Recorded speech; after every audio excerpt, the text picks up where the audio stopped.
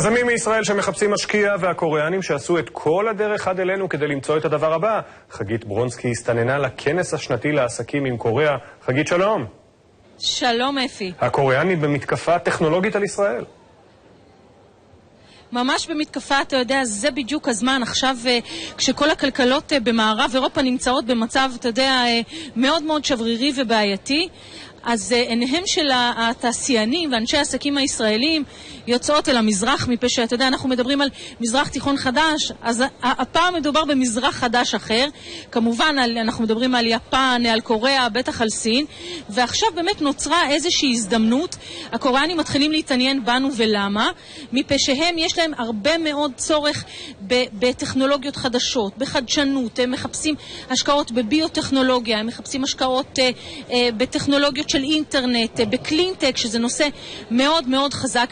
הם יצרנים ואנחנו המוח, ולכן קראת בשלה השעה כדי לייצר איזשהו שיתוף פעולה, ולכן נערך כאן כנס. הגיע לכאן קרן הון סיכון מאוד גדולה מקוריאה עם הרבה מאוד מיליונים בארנק.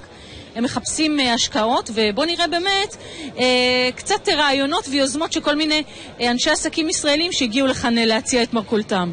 זה המכשיר, מה שצריכים בעצם לשים אותו באף. מה הוא עושה? הוא 4.5 דקות, זה טיפול באור. העיקרון הוא שהאור האדום מטפל ב3 ממדים, במערכת החיסונית, במחזור הדם ובתאים האלרגיים. יש לנו אפליקציה שיכולה לתת לשחקן שמשחק את המפעל הפיס, לשחק את זה על הסמארטפון. הוא יכול פשוט בלחיצת כפתור לקנות כרטיס. הקוריאנים ידועים של פריקים של גאדג'טים, והם מאמרים גדולים. אנחנו מייצרים תוספי תזונה לילדים בצורות מאוד מאוד מעניינות שילדים מאוד מאוד אוהבים לקחת, צורות של סוכריות, של דמויי שוקולד. ההשקעות בילדים הן מאוד מאוד גדלות בבריאות של הילדים.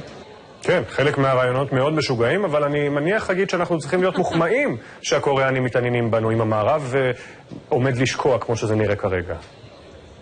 נכון, ואתה יודע, קוריאה היא באמת מדינה, היא הכלכלה ה-13 במספר בעולם, ומוכנים ככה לחמם את מערכת היחסים עם ישראל. ואני רק אומר לך כאנקדוטה, ששמו של האדם שהוא הבעלים של אותה קרן הון סיכון נקרא מיסטר ג'ו.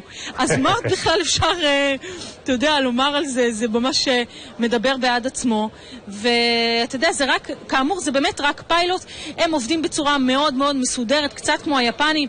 אם באמת הם ישקיעו ויצא מזה משהו, אז הברז ייפתח, ואנחנו נראה באמת הרבה מאוד מיליונים שזורמים כאן לחברות ישראליות רלוונטיות. הלוואי, הלוואי. חגית ברונסקי, תודה רבה. תודה אפי, לילה טוב.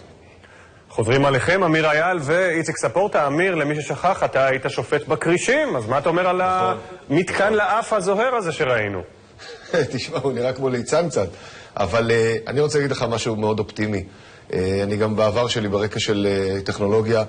היה משבר גדול מאוד בשוק הטכנולוגי של ההייטק אחרי שהנסדק נפל וכו' וכו', והיו תחזיות מאוד פסימיות על התעשייה של ההייטק בישראל, והנה היא קמה, היא מתמודדת, ואני חושב שיש דברים יצירתיים בצורה בלתי רגילה היום כמו שהיה בשנת 2000, אבל הרבה יותר בוגר, ובעולם רואים את זה. תראו, יש אקזיטים.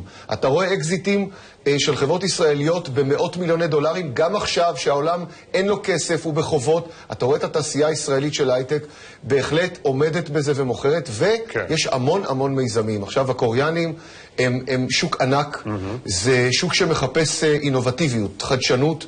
הוא בא לפה, אני חושב שזה מדליק אותם. אני מאוד אופטימי, אני חושב שיש פה סיכוי גדול מאוד לשיתופי פעולה ולאקזיטים. הקוריאנים יושיעו אותנו? אני לא אוהב את הדיכוטומיה הזאת, ובעצם מה שקורה, אנחנו לא מקבלים את כל ההטבות מתוך מהידע שנצבר פה, גם באמצעות ההשקעה בתקציב הביטחון, אתה יודע, בכל מיני מקומות, בהייטק. באמת, אלה שהציגו את הדברים האלה, אם זה ההמצאות שלנו, אז אני חושב שאנחנו במצב די גרוע. אבל בואו נסתכל שנייה על קוריאה. בסוף שנות ה-90 בקוריאה המשבר כלכלי עצום. אחד מהמשברים הגדולים שהיו. וקוריאה היום היא גם יצרנית של מוצרים, ממכוניות ועד טלפונים ועד מה שאתה רוצה. גם יש לה כסף מצד אחד, ואני חושב שאל לנו להתייער על הקוריאנים. אבל אני חושב ששיתוף פעולה בין ישראל בכלל לבין מדינות כאלה יכולה להיות טובה, ואנחנו גם צריכים לדאוג שגם פה לא רק יהיו רעיונאים, אלא גם יעשו דברים בפועל. איציק ספורטה, אמיר אייל, תודה רבה לכם. תודה לך.